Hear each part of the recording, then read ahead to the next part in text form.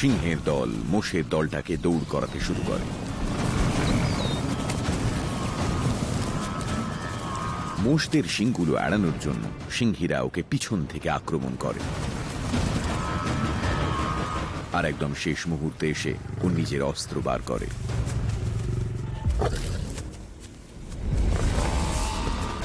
দশটা ধারালো বাঁকা নখ। ও এই 454 কেজি ওজনের প্রকাণ্ড প্রাণীটাকে থামানোর জন্য ওর 2 ইঞ্চি মোটা স্কিনে নিজের নখগুলো গেঁথে দেয়। আরো ভালোভাবে আঁকড়ে ধরার জন্য সিংহীটা নিজের দাঁত বসিয়ে দেয়। একটা ডোমেস্টিক ক্যাটের থেকে ওর কামড় 30 গুণ বেশি শক্তিশালী,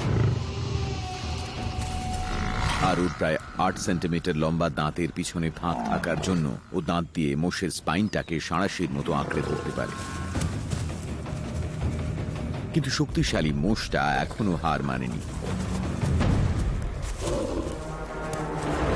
এবার সময় সিংহীটার সেরা অস্ত্র প্রয়োগ করার।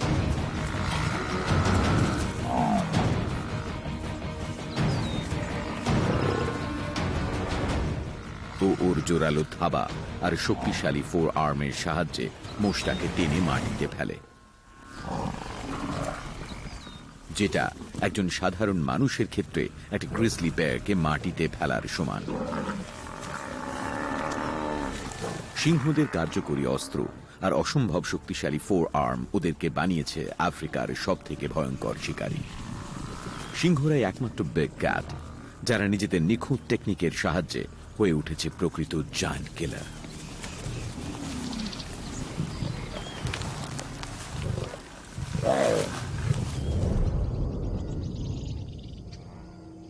এই গ্রাসল্যান্ডে আরো একটা বিগ ক্যাট হলো চিতা।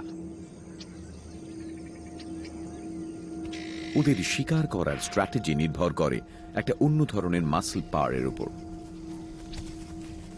বহু বছর ধরে জিনগত পরিবর্তনের পর চিতারা হয়ে উঠেছে আল্টিমেট স্পিড ফ্রিক। সিংহদের থেকে রোগা আর কম ওজনের এই চিতারা শক্তির থেকে বেশি নির্ভর করে গতির ওপরে। ওদের শক্ত কাঠামো, লম্বা লম্বা পা, এনলার্জড হাত, এমনকি মাথাও এরোডাইনামিক হওয়ায় ওরা হয়ে উঠেছে পৃথিবীর সব থেকে দ্রুত স্থলজ প্রাণী।